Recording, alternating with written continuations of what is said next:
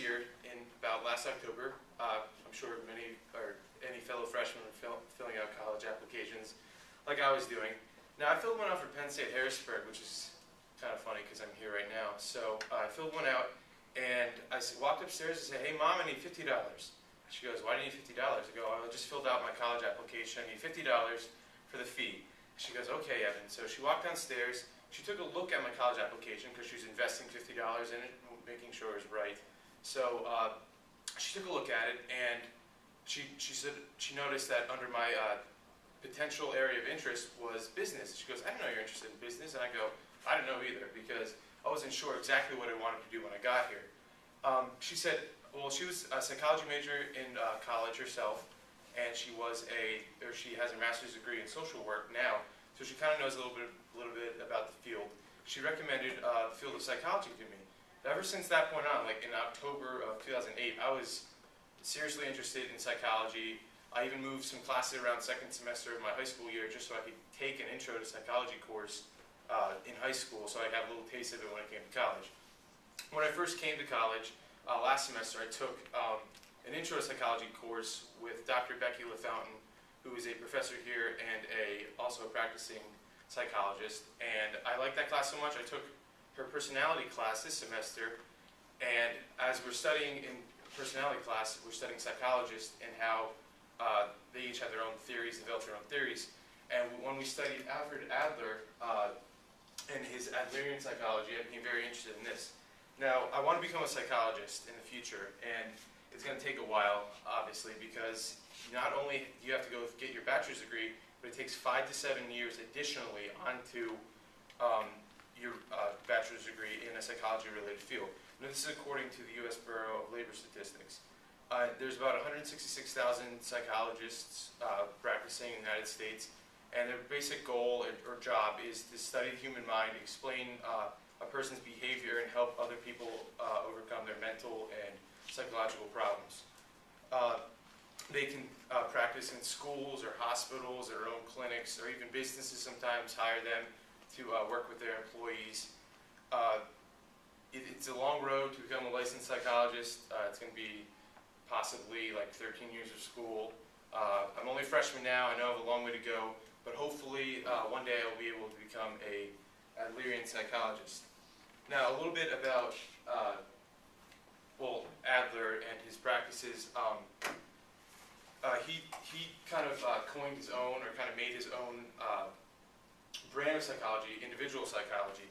And now, according to my textbook written by Richard Rackman, called Theories of Personality, individual psychology is the science in which attempts to understand the experience and behavior of a person as an entity, like a whole person, and everything that affects their lives. According to my psych professor, which I used a source actually from a podcast she did. It was like a radio interview at the station. She just gave me the link. It was a very helpful source, about an hour of information.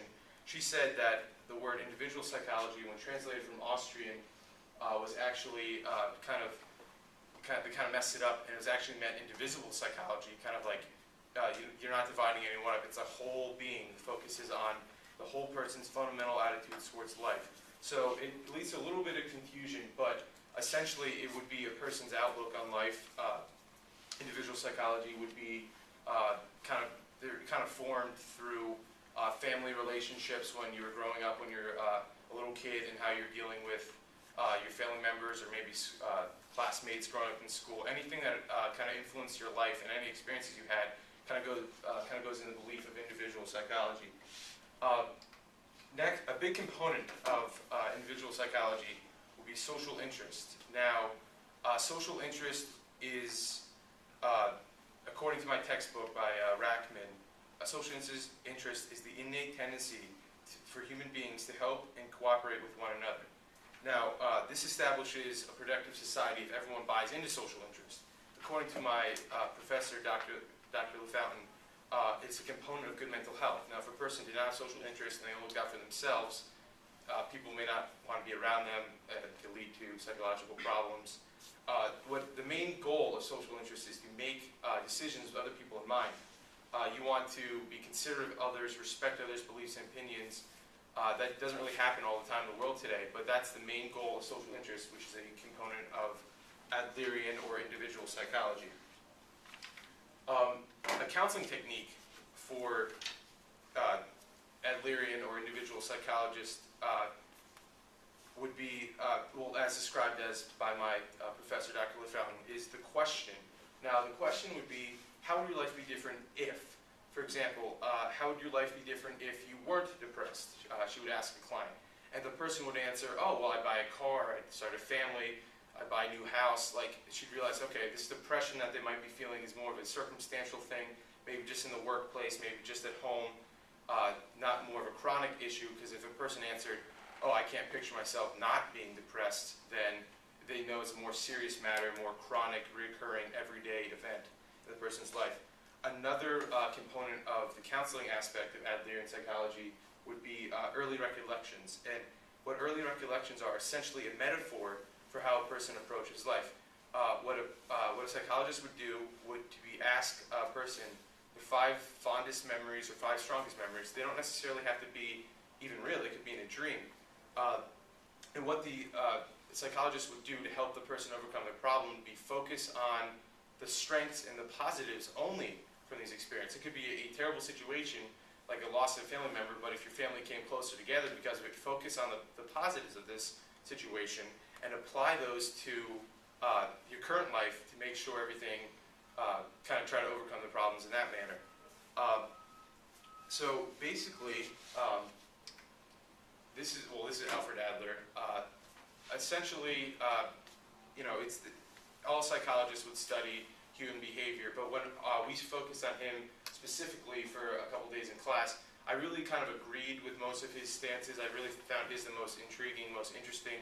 So hopefully one day, I mean, many years from now, I know I'm still a freshman, I may change my major. I think I'm pretty set though. One day, hopefully, I can help other people overcome their problems and become a licensed Adlerian psychologist. So thank you.